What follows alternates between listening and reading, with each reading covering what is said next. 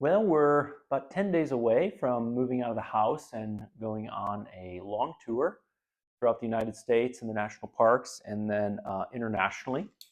And in preparation for that, I decided to hire Pisgah Climbing School, more or less out of Asheville, about 4 hours from my house near the Looking Glass climbing area, to help me develop some skills in my rock climbing toolkit so that I could be a better guide to my family of four, a wife and three children, as we climb and as we slowly take steps into doing multi-pitch.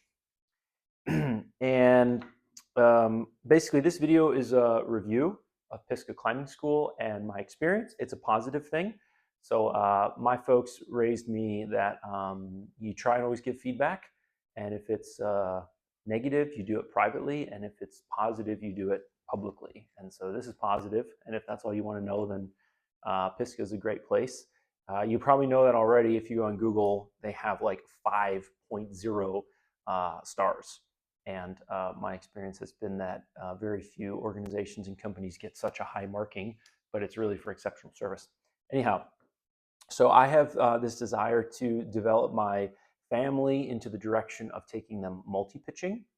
And I basically went on the Southeast Climbing page on Facebook and was asking some questions about multi-pitching with kids.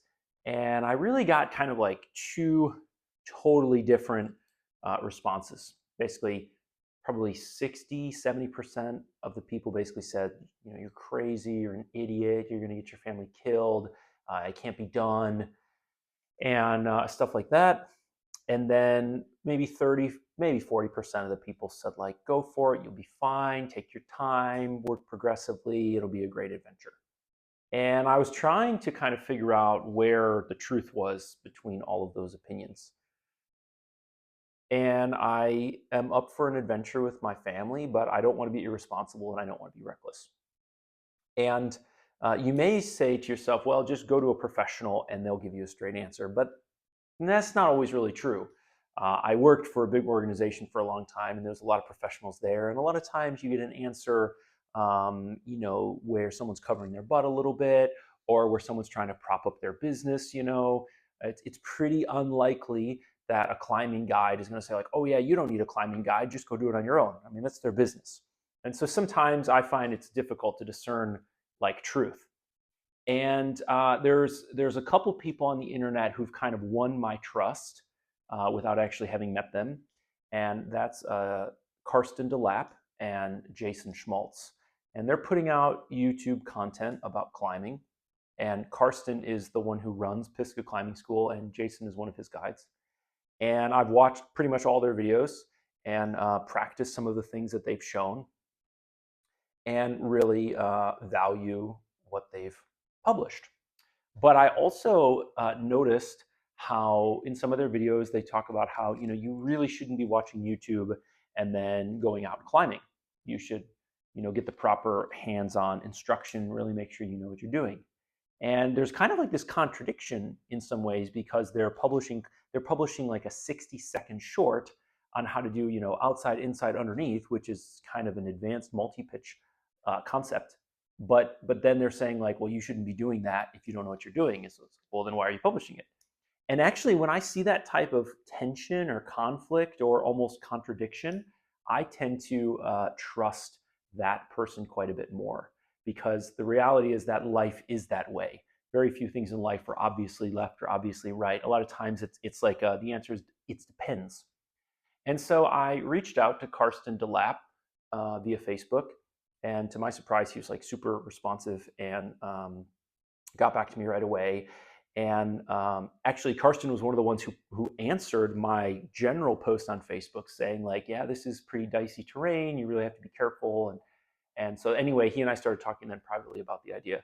And I decided to, kind of take a gamble, I guess. I spent $1,100 to go out to Looking Glass for 3 days, plus accommodations, plus food, all that kind of stuff, plus a tip for the guide in the end, and basically see what they could teach me to get me closer to a place where I could go multi-pitching with my family, whether that's just two of my family members or maybe just a two-pitch multi-pitch where we could rappel down, something super low commitment. And I was kind of hoping that Karsten would be my guide. There's a certain amount of celebrity. I think he's a cool dude. And anyway, he was busy, but I ended up talking to Anna Marie and just thought she was also super cool, very sensible, very empathetic, and sort of was like a good listener and kind of figured out who I was, what I wanted to do, where I was headed. And then she assigned me to one of their guides named Sam.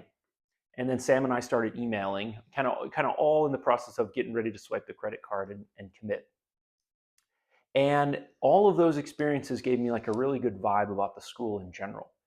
And one of the big drawbacks, in my opinion, with hiring a guide is you kind of don't know what you're going to get. It's like you have to make a pretty big financial commitment up front, and you could end up with a jerk, or someone with a bad personality, or someone who's inexperienced. And I've had some not so great guiding experiences. I have some friends who have had even worse experiences where they basically regret spending the money altogether.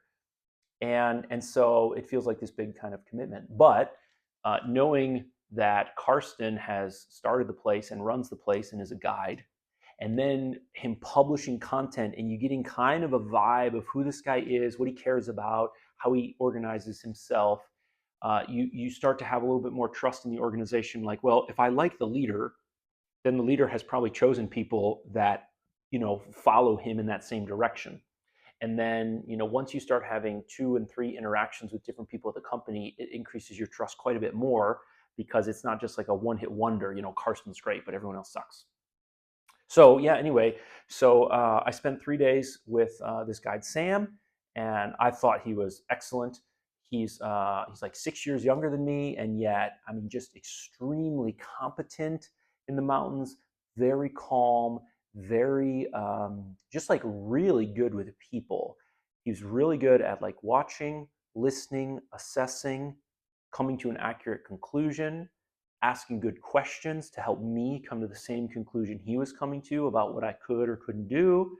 And just like very patient. He like didn't say like, oh, just do it this way. Like he like let me, churn through and figure things out for myself. And I mean, I just thought like probably couldn't say anything better about Sam as a guide.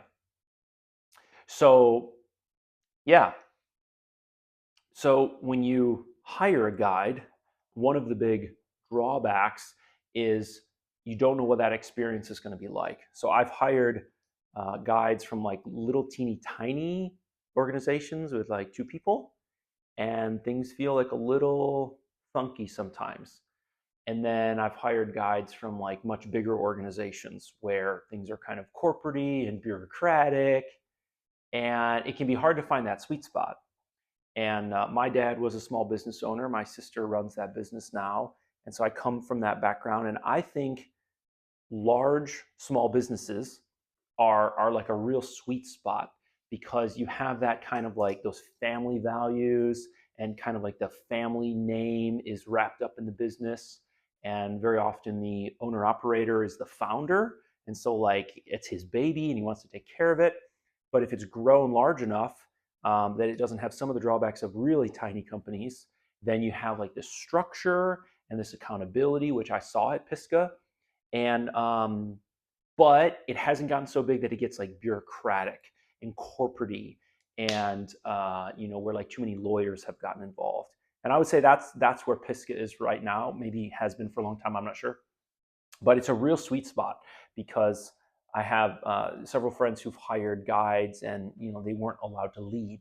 Like even they were super competent leaders and put up routes. They're in the guidebooks. The route. The guides are like, no, no, no, corporate policy. No one can lead. And it's like, geez, oh Pete, and the thing is, a lot of times you don't get on the phone and talk to a guide for an hour before you swipe your credit card and pay to be taken into Yosemite and do a multi-pitch or something like that. So there's a certain amount of faith you have to put in the organization up front to commit to that, big financial commitment, depending on how big it is.